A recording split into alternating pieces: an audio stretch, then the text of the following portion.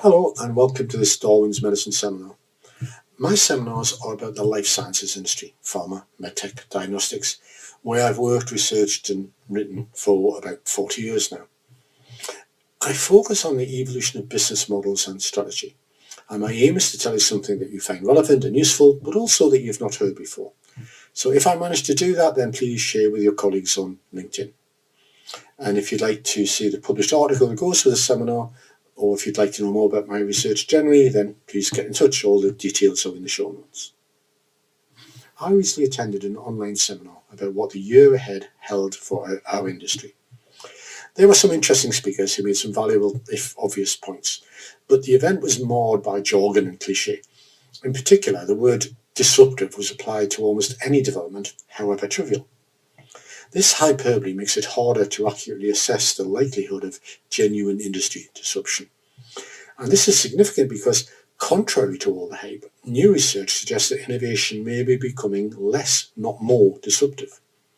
So stick with me while I get to the practical implications of this via the science. In earlier seminars, I've talked about how the innovation we get in life sciences is not the product of a big machine where we pour money in at one end and basic science in, and then inventions pop out the other. It's much more realistic to understand innovation as an emergent property of a complex adaptive system. In other words, the value, cost and disruptiveness of new medicines and new medical technologies is the result of innumerable and unpredictable interactions between the different inhabitants of the innovation ecosystem. This means that rather than thinking of life science innovation as the output of a machine, it's more accurate to think of it as the fruit of a garden. Now, this is more than just an academic distinction. It has important practical implications, as a recent paper in Nature reveals. This research tries to understand the well-documented decline of research productivity in pharmaceuticals, semiconductors, and some other fields. And it does that by studying how much papers and patents break with the past, which is a sort of proxy measure of how disruptive or radical innovation is. It's a good piece of research. It uses data from 45 million papers and almost 4 million patents over 6 decades. And in that research, they found a gradual decline in disruptiveness of innovation. Now, this is a remarkable finding, all the more so because it contrasts with this popular view that we're living in an age of great disruption. But even more interesting is the paper's explanation of this decline. According to the researchers, it seems to be caused by increasing narrowness in the use of prior knowledge. So now, if you work as a scientist or with them, you'll recognize this. This kind of specialization is a malaise of modern research. As one of my colleagues puts it, we learn more and more about less and less until we know everything about nothing.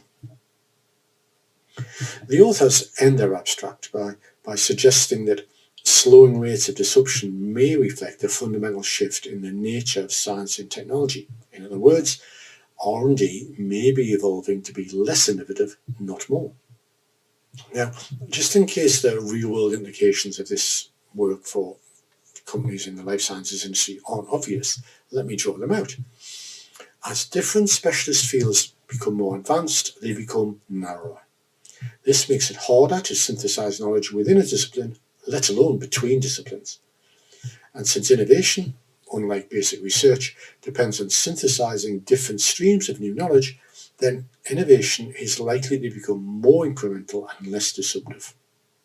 Now, to someone like me who studied the evolution of other once advanced industries, like chemicals, for example, this begins to look like the life sciences industry is heading towards a largely commoditized and low-margin future.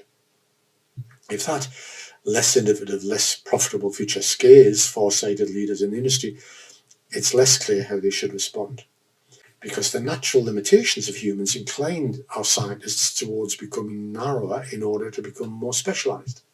To put it another way, making our specialists more generalist doesn't seem feasible. If there's an answer, it might lie in what I call T-shaped crosstalk. Crosstalk is the constructive discussion across scientific and functional boundaries.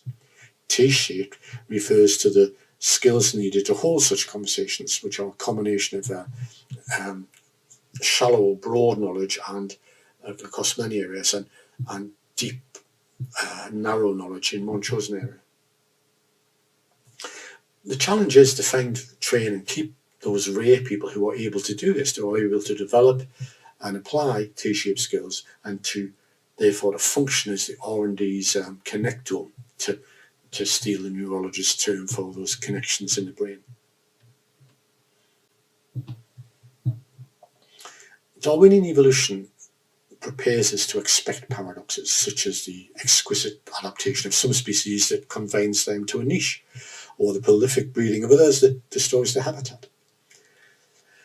And it looks like the rapid advance of life sciences may be presenting another paradox, that advanced specialists can only communicate narrowly and so only innovate incrementally. Resolving this paradox, perhaps by developing T-shaped crosstalkers, is another challenge facing the leaders of the life sciences industry. Thanks for joining this seminar. If you found it worth your time, then please like, subscribe, share with your colleagues, and post it on LinkedIn. If you'd like to read a supporting article, which is longer and has more detail, then please get in touch. If you'd like to browse the 300 articles, papers and books I've written about our industry, then please take a look at my website. And if you'd like to know more about my research and how it might help your firm's competitive capabilities, then let's set up a virtual cup of tea. I'd love to hear from you.